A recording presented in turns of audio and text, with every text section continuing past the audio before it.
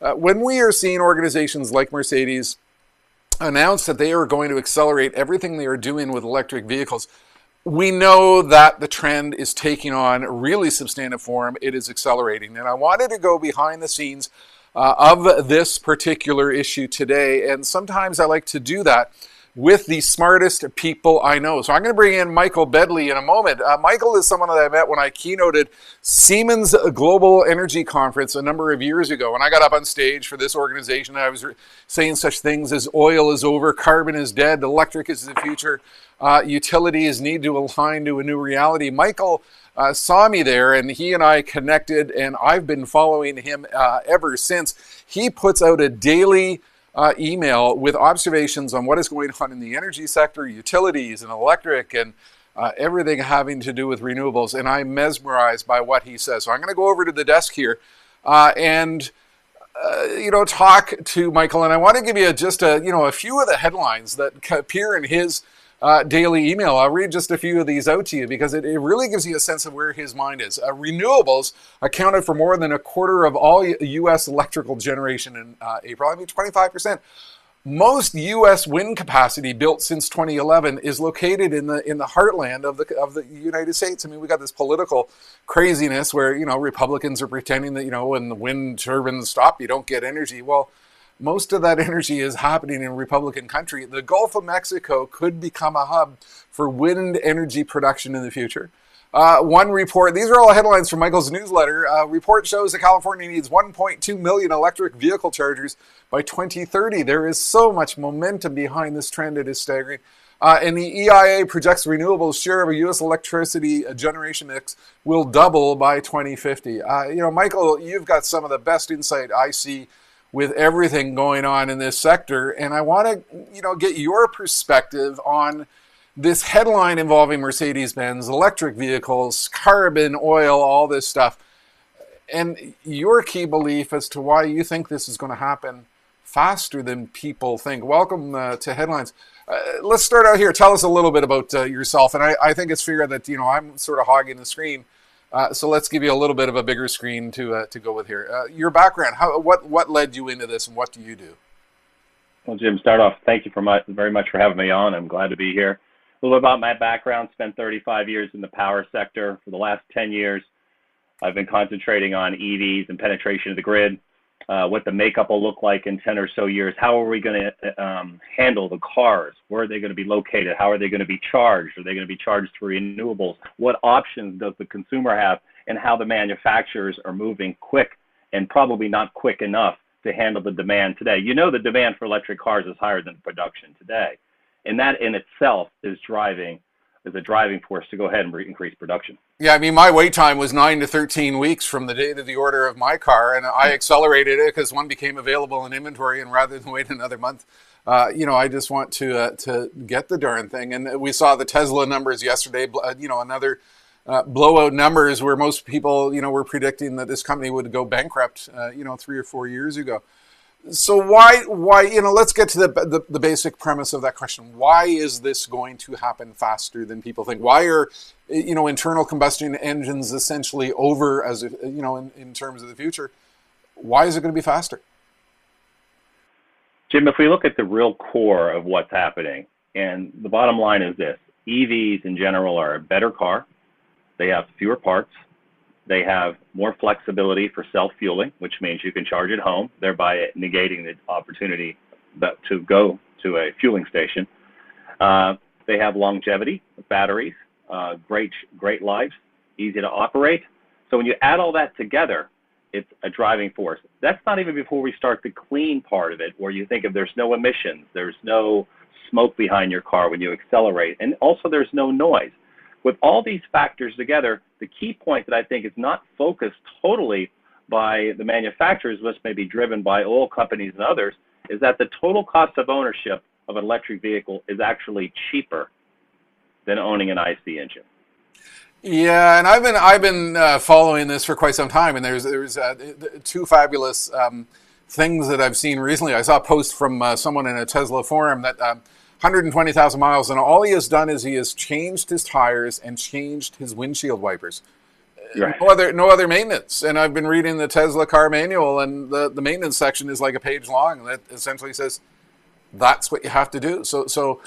I think that's going to cause massive upheaval and havoc and change and disruption within the automotive sector in terms of automotive repair and things like that. But the second one was something I saw after the Tesla earnings call yesterday, and it was a graph that put together the growth of Tesla production compared to the Model T.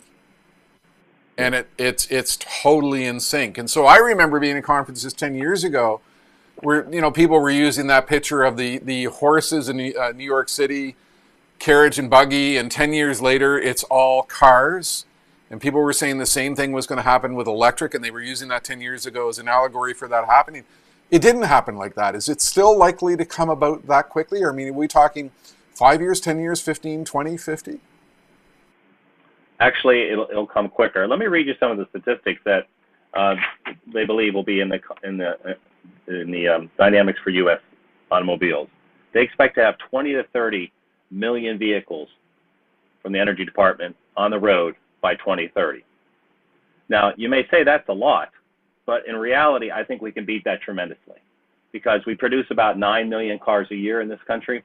We sell about 17 million in the United States. So when you look at the penetration rate, we should easily get there with the held back by production. And you mentioned everything has to have a steeper production to meet the needs, lower cost, drive home more consumers, educate consumers. And one education of consumers is going to help is that when your neighbor is getting cheaper electricity at night to charge his car, and there's many incentive programs around the United States where you get cheaper charging at night, thereby it also saves you more money than charging during the day or charging at superchargers. So when you add that in, it'll drive the curve so much quicker. So ramping up production is critical to really drive home the 2030 date. I actually think many of the manufacturers will stop producing IC engines way before that if they can convert to an EV production facility. But the big question, if the demand is going to come because the business model and the cost makes so much sense, can the car companies actually do it? Can Ford and GM and Chrysler and Mercedes and Toyota actually do this? Because this is an entirely different type of production. This is an entirely different type of vehicle. I've long said, and many others have said, that a Tesla is essentially like an iPad on wheels. It's a computer on wheels. So we're seeing the shift of car companies being car companies to being computer high-tech companies. Can they actually do it? Or if not, what are the barriers in the way for them right now? Those are some of the barriers, as you mentioned. Technology, changing to a software-based with the platform of a car that's simply somewhat close to a golf cart if you actually think about it. It's got motors, a battery, and software. And if you look at all the software updates tonight, and one of the things that's beautiful about the cars we have today, especially the Tesla, is the downloading. So you get the highest level of software each week or every other week as you download, and as you'll see as you have your Tesla. I have two, by the way. So when we look at all this out there, they're going to have to. It's a zero-sum game. The country's not growing, so if the country doesn't have growth, it's going to be the same amount of cars, and you're going to change production from IC engines to EVs. They're going to have to move that way for the simple point the demand is there. They're going to have to accelerate the movement to from IC engines to electric vehicles. Do you think the mindset is there? Because I mean, as I watch Twitter and I watch a lot of discussion on this, I recently became aware of the fellow in Ford, a public relations executive who's just doing these crazy shots against Tesla and seems to have a mindset that they really don't have a future. We're going to do it in Ford. Can someone like Ford really do it when they have an attitude, a culture inside the organization that seems to be so negative about this? Or is there more than just the simple manufacturing complexity that's in the way? Yes, I'm not an expert on corporate culture, but I can tell you this. It's going to be difficult to change a lot of employees from one function to another when think about it, all the engine manufacturers, all the parts and components to the engine which go away, all the milling, machining that goes away into purchasing motors which are installed in the car, that whole mindset of that whole group has to go away. So as they transition, yes, the ramp up is going to be very difficult, but I think they essentially have to get there because there's no other choice. When you have states like California that mandate 2030, but what's to say in 2 more years they might make that 2027? So all of a sudden, if you want to be in that market, if you're Ford, Toyota, Fiat, Chrysler, or other manufacturers, you have to move quickly.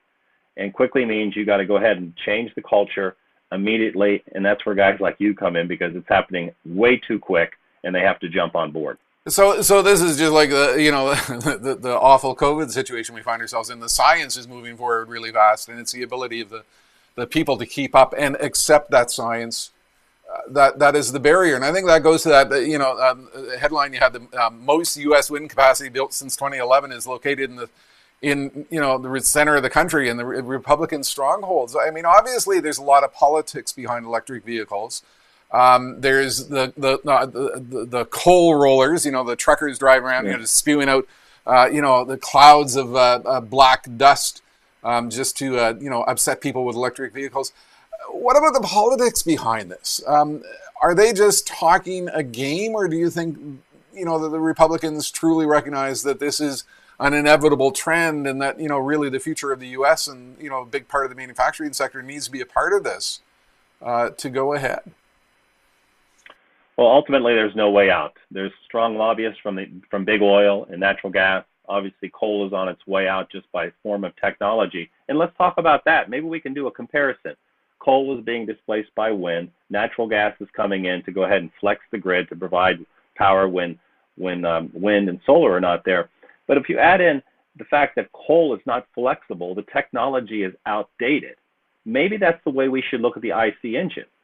I don't like to go to a fueling station. My wife prefers never to see a fueling station.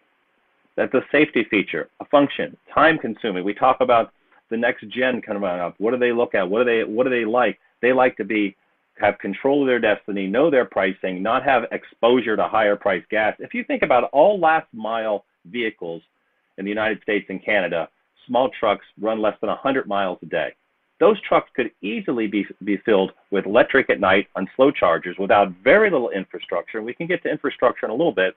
Without any infrastructure, displacing gasoline virtually overnight. So when those trucks are available and the production is available, Amazon, other companies that do last mile delivery, UPS, the United Postal Service is a wonderful place that needs to start, because they could use electric vehicles right away. They'll just buy in bulk, because it's going to be the economics of the business case of electric that will cause them to convert to an electric truck fleet. But let's talk about skepticism. So I've spoken to a lot of trucking conferences. Volvo Trucks has had me in, several times over the years, Mack Trucks. And I remember talking about, trucks are going to go electric, and, people observing, well, not going to happen because batteries are heavy, and, the trucks are all about, carrying large loads. Is that, people would laugh at me for talking about electric trucks, but is that something that is going to be overcome easily? Is it that last, short delivery cycles that's going to drive it first? Will we really see electric trucks evolve as quickly as electric cars? I think the answer is absolutely yes, because if you think about this simple point, once we get the semi-tractor trailer available in electric, those, especially Volvo, that have already changed their mind and are already going to a 2030 date and producing a tremendous amount of electric vehicles, if not earlier. But the systems such as FedEx and UPS, they can set up the charging stations, they can set up the network, so they can get there. So if they don't have the range they need, they can set up a charging station in between and manage it much different than gasoline. Long-haul truckers, they want to run long haul. That might be the last of the, let's call it the semi-tractor trailer business to fall. But if you look at EVs for the control of UPS, the Postal Service, others that are running short distance, maybe 200 miles from Orlando or New York to Boston, those can easily move to EV because it's a controllable distance. And they can save on emissions. Also, they get credits. And at the end of the day, the total cost of ownership will be substantially cheaper, and that's the key. So what I'm really hearing here is for, guys like me and guys like you, the average person, looking for a car, it's just going to make so much sense to go electric, because cost of ownership and reduced repairs and lower cost of energy compared to gas. And the business case is so compelling.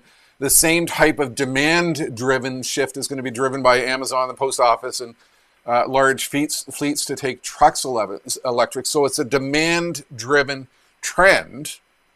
And right. Then we have the problem that car companies and truck companies aren't really prepared or equipped to satisfy that demand quickly enough. So what happens here? If we've got so much demand and a lack of production capability, what needs to be fixed to get us there?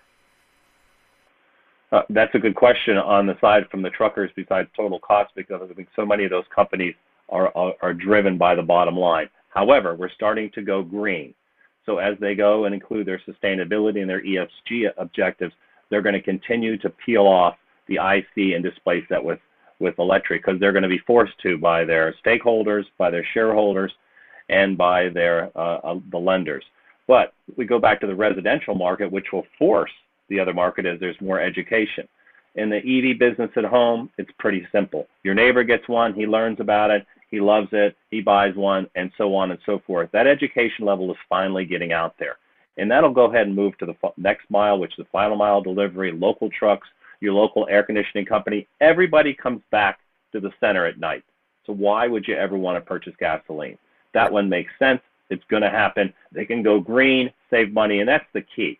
And it's no different than you look at our phones today and everything. The fact that we get so much productivity improvement, cost savings going green is the driving force, and that's getting closer and closer each day.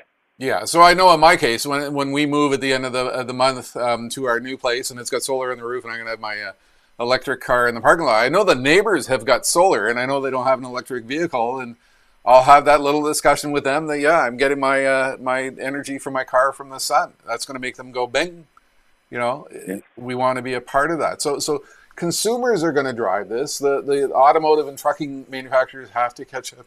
You spend a lot of time with utilities. I've spent a lot of time with utilities. That's where we met, was a sort of at a utilities conference with Siemens. Are they ready? Do they truly understand, or are they just talking a good PR game? And how hard do they have to work to get the grid capable for this future, which is inevitable?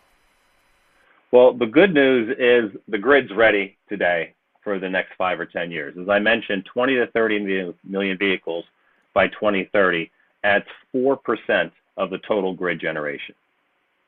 So it's really not a lot. 4% of total load. It's not a lot. Oh, if we do, how about this one? Here's a good a tidbit of information. If we took all the gasoline out of the country, 143 billion gallons, and changed it to electric, it'd be 25% of the electric grid. That's an important piece of information to realize that the electric fuel market, electric vehicles displacing petroleum, would only be 25% of the electric market. Okay? So it's not something that can collapse it. So 4% growth on these utilities today is not really relevant to their overall load. Plus, the infrastructure is there today. Charging at home, solar rooftop charging, and other areas where you can take advantage. An Amazon fleet, it has 100 trucks at night, puts power in at night. When they charge at night, load's low, it doesn't add more generation capacity for the peak day. So you have flexibility around that to integrate today. That's the beauty of it. You don't hear anybody buying an EV and say, oh, well, they don't have enough power in the area to support my EV. Well, they do. And ultimately, you need a $350 plug for your EV, and you're all set for level 2 charging, which is right below supercharging. So when we look at that, the grid is ready today. What are the utilities doing, you ask? They're starting to implement programs for off-peak charging, cheaper charging at night to incentivize usage. Think about it. Mm-hmm. They incentivize usage, thereby making more money. Putting chargers at grocery stores, I think the utilities will do that. And also, we're going to see some co-branding too as well, Jim. Why doesn't your restaurant have, or how about just a simple Kroger, when you're there an hour, you get an hour of free charging? Yeah, so one of the trends, but it's like a coupon. Yeah, and one of the trends I noticed is 7-Elevens and fast casual and other retailers are starting to notice that people who are going for a supercharge are hanging around for 15-20 minutes, and they are underserved by food and retail. And what a perfect opportunity to place somewhere. So I think part of what is happening is we're going to be massively rethinking what they call the gasoline forecourt to this new electric forecourt, and we're going to see a lot of innovation with retail around those charging locations. So I mean, this just touches everybody. The whole trend that what is going to happen is automotive repair companies, Jiffy Lube, and all these fast lube companies, they're going to be hurt because the maintenance goes down. Automotive repair locations are hit because of the decrease in maintenance. And do you think far too many people are sleepwalking on all the scope of all the changes that come with this stuff? Absolutely. I'll give you a great example. So on the Eastern Corridor, there's a gas station, a fueling and grocery store called Wawa. And I was in the Wawa, several of them, and they have Tesla charging in back. They just added it because they have parking in back, and they had 6 Tesla chargers. Well, the manager said to me, well, at first I was very concerned of having these 6 chargers here because it was going to add people. But he says, ultimately, they have to be here for 40 minutes. They spend more in the store than the gasoline side of the business. Plus, no inventory. Think about it. No environmental constraints, no broken nozzles, no control. So actually, they make more money on that than they do on the petro side per car. So it's a very, very interesting observation. But as you're seeing, the transition to co-marketing and co-branding is moving quickly. But again, that's another part of it. It's a demand-driven shift. So that's somebody realizing that, hey, I got to put in more of these chargers because it's bringing in money. So that he or she is pushing, the corporate Wawa company to accelerate their activity because they're seeing positive returns. So demand-driven. This is so demand-driven. It's fascinating. What about the oil companies? We've seen BP, make big announcements that, we're going to be green and, we're going to do all these things and carbon is not our future. Are they just talking a game or do they truly realize the depth of the shift which is underway? I think deep down in the organization, they truly understand the shift is coming. We are going to use less gasoline this year. Well, not excluding the bump than we have in past years, and it's going to continue to decline as you and others continue to use less and less gasoline or petroleum fuel. But when you look at that, you say to yourself, okay, it's going to have a continual decline. We're getting better efficiency because the choice of the consumer for an EV or an IC engine is based on cost, but it's also based on gas mileage. And what's not helping the oil companies today? The price of oil. Mm-hmm. It's just driving the next person to an EV because of the price we are at today. So you have that driving force. They're saying we have a short-term issue here. Let's make the most we can if you're an oil company, but we have to transition. But what do you transition to? Power is generated mostly through renewables, 25% renewables, and then transitioning to higher levels of renewables. So how are they going to manage that business? Are they going to be in the energy supply downstream? I don't think they have anything there. BP's trying, Exxon's trying. They don't own a tremendous amount of wind to solar, but they're moving that direction. But the profitability of that product is much different than the oil and it is today. So they do have some staying power, but they're going to see continual decline in demand. And that's going to be evident as you see more and more those moving to EV. Also, another big pressure on the fuel suppliers, let's call them the integrated oil companies, is simply this: more renewables on the grid, less gas, less oil being burned, less oil and gas coming out of the ground. So it hurts them 2 places: EVs and more renewables. Right. So it gets them very quickly. They're being challenged on both sides. And the renewables part of this is really interesting because I can barely keep up with all the reports from you and the tweets I see as to the continued collapse of the cost of solar and how much is generated by solar today at far lower cost than 10 years ago. Do you have some of those numbers at your fingertips? Because I don't think people truly appreciate that solar is now the least expensive form of energy generation on the planet by far.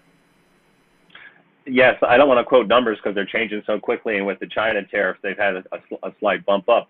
But when you look at the overall trend, it is lower. We're getting better capacity. We're getting better efficiency out of the units, including when you add everything together and lower cost. This is even without any tax credits or associated with the U.S. government. So when we look at everything that's happening now in the future, we're going to see a continued decline. The good news about that is if we get a decline in price and better efficiency, therefore making the payout that much quicker, you're going to see them on more roofs, as in your area you have them. And for the utility scale, they're going to be everywhere, especially in markets that are heavily wind, as you mentioned earlier. Why? Wind is at night, solar during the day. They're very complementary. So as they get complementary, they help. Right. Okay. So I'm going to want to start thinking about getting some wind in my house as well. And which brings to the third part of the pillar. And I don't have this in my new home, but I'm certainly thinking about it. Batteries. Let's talk about batteries because this is a trend that's near and dear to my heart. I've got a blog post I wrote years ago. The future of just about everything is all about batteries. And I took that picture of Dustin Hoffman with the older fellow from the movie The Graduate, where, back in the 60s it was, I have one word for you about the future, it's plastics. And I reframed it, I've got one word for you about the future, it's batteries. And batteries are sort of the missing piece in all of this, because it fills in a lot of the gaps that we have. Tell me about your perspective of what's happening with battery technology and why that's so important to the equation.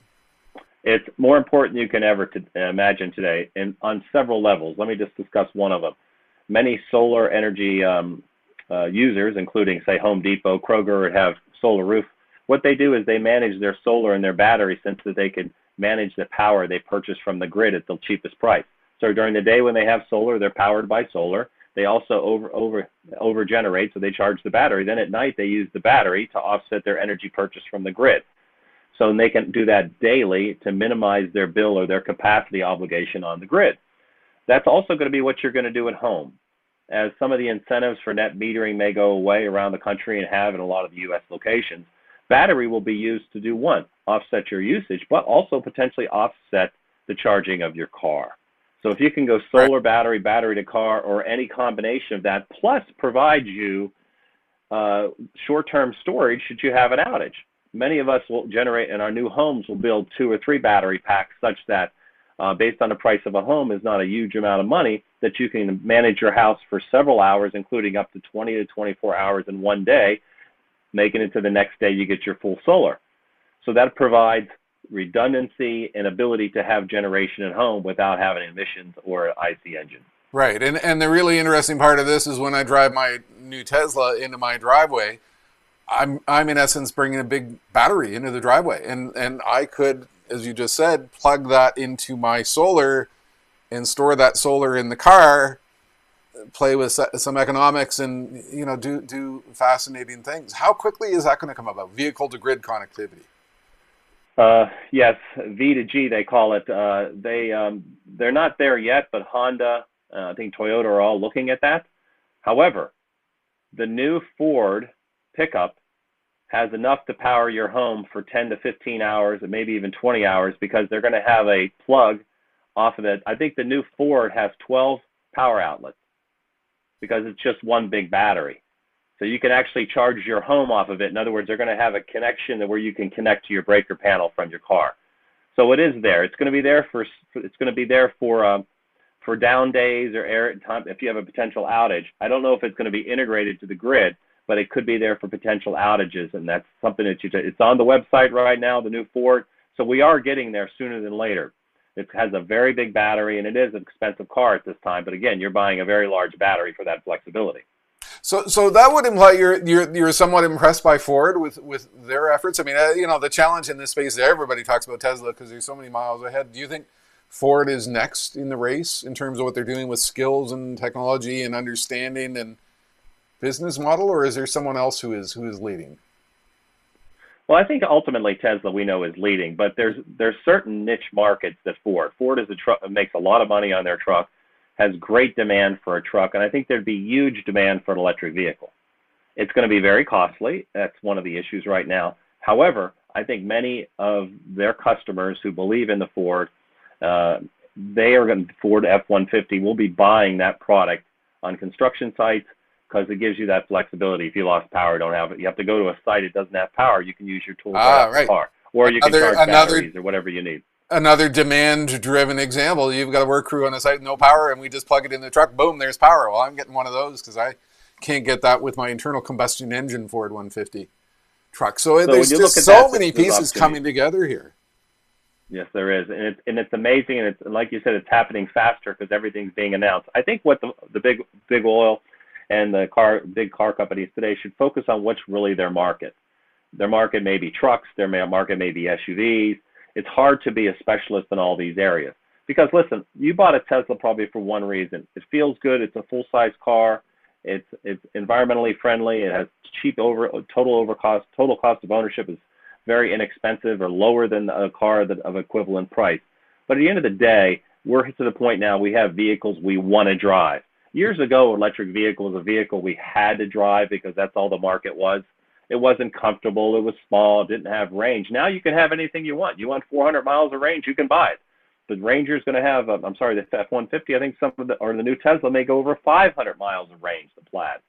So when you look at all these options, if they focus where their specialty is, we can get everybody to have what they want, because that's the point.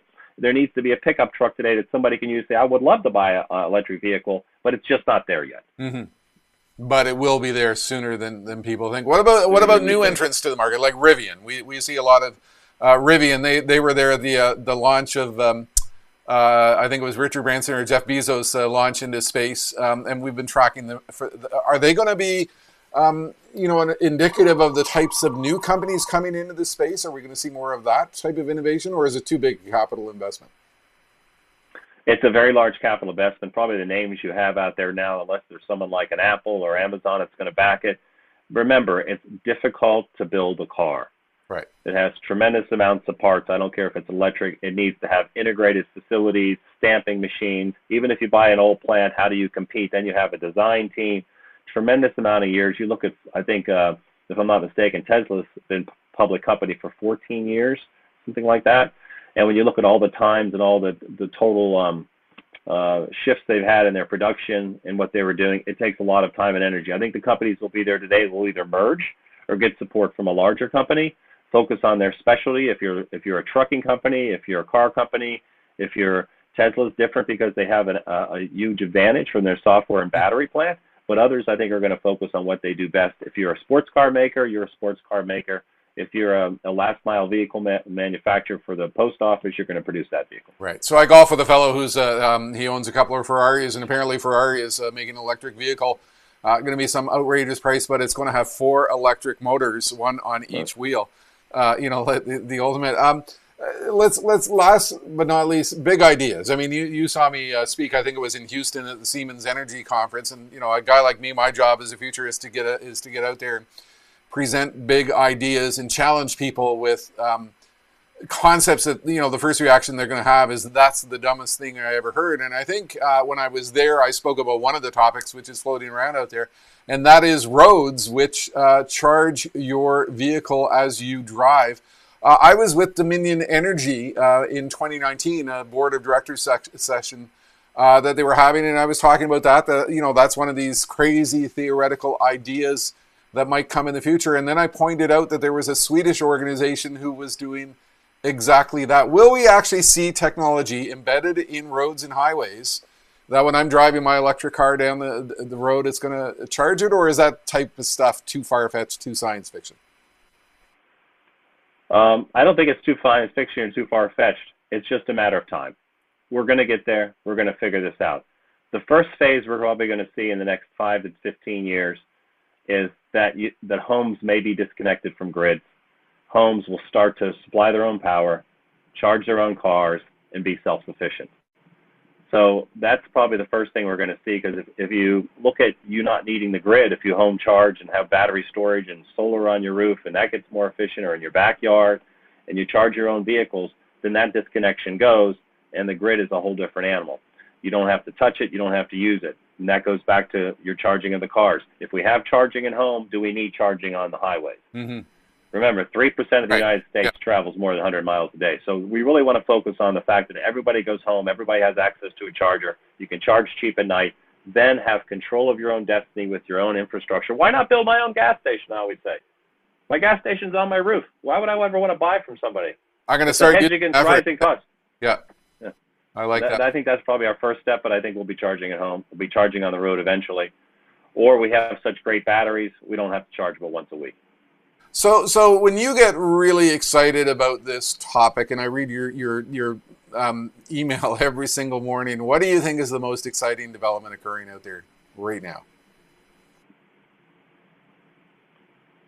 I just truly believe that we are seeing a country that's moving towards tremendous energy efficiency, including electric vehicles. We see a true change in consumer behavior to this. We're turning the corner, and it's going to accelerate rapidly. It's no different than iPhones or moving away from DVD to casting. Look at cutting the cable. I'm sure you work on that as well, on cable and delivery of home media. But when I see this, I see a transition that's going to come very fast, pushing manufacturers to ramp up demand quickly or transition demand. They don't have to ramp up the amount of cars they produce. They have to transition to the type of car they produce. Right. I see the home management of energy. Also, we haven't even talked about it, which goes to the Tesla tile. Once the Tesla solar tile or any equivalent product is on your roof, it's over, because it'll produce more power than you need, thereby shifting production from power plants to the home. Back to my whole point, you'll be self-contained. Yeah, I've spoken to a lot of construction and building technology and infrastructure conferences along the way, and what's coming is the glass windows becoming solar panel technology. And as you say, as soon as that's commonplace, game over, because we're just going to have an absolute surplus of solar energy at a continuing rapid cost decline. So, I mean, I hate to use a phrase like this, but the future is bright. So, Michael, where can folks find you? How can they read what you are writing, which I find so absolutely fascinating each and every day? Anybody can reach out to me on apexpower.com or mbedley at apexpower.com, and get part of my newsletter and my releases and up-to-date information on markets, EVs, what's coming ahead, and other opportunities are out there. But I'll be happy to respond to anybody who comes in, or they can call me directly at my cell phone at 954-494-2739. Fantastic. And I'm going to blog this, and I'll put that up in the blog link as well. And I know you and I, we've had a lot of conversations along the way, and we've said that what we really need to do is, as we get back to the real world, you and I need to get on stage together somewhere to talk about the future of all this stuff. And I can put out the big ideas and what's coming in our future, and then you can put the real meat on the bones with the statistics and the insight and the speed and stuff like that. So hopefully we will find that in our future at some moment in time. What I'm going to do to close off here is I'm going to run the video clip. This is a sample where I'm at a trucking conference, OmniTrax, which is a trucking software company, and this was in Phoenix, I think in about 2011, 2012, where I'm talking on stage about the emergence of Google as a car company, which eventually became the Tesla business model. We'll close off with that, and then Michael, if you want to hang on, and once I close the show, we can have a brief moment. Okay, glad to be here again. We have to appreciate that we live in a period of time in which a lot of people have big ideas on big change in big industries. And I'll tell you a little story, which is a really good example. 2003, it was brought over to Stuttgart, Germany. It was brought in by Daimler Chrysler. This was the newly merged group, Mercedes-Benz and Chrysler. We had 10 auto executives from Mercedes, 10 auto executives from Chrysler, and Jim Carroll, the futurist. And our goal of this meeting was to define what is the auto industry going to look like in 2013? Who will be the players? What will be the technology? What will the industry look like? Do you know what they did during the very first hour? These engineers defined their future in terms of what the industry looked like in 2003. Their discussion went, well, we know Honda's going to do this, and we know Ford is going to do this, and GM's going to do this, and Toyota is likely to do that. And I finally said, and look, folks, things could change.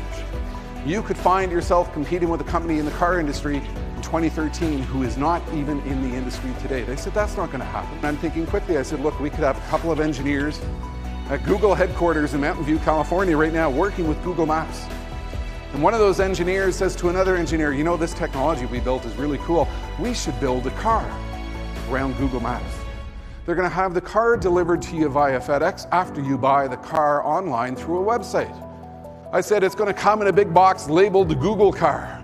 They're going to understand that they can get a lot of attention through viral marketing. When you open up that Google Car in a box, you're going to discover the Google Car Party in a box. There's going to be hats and confetti and streamers and wine. You're going to throw a neighborhood party because you got the coolest car on the planet.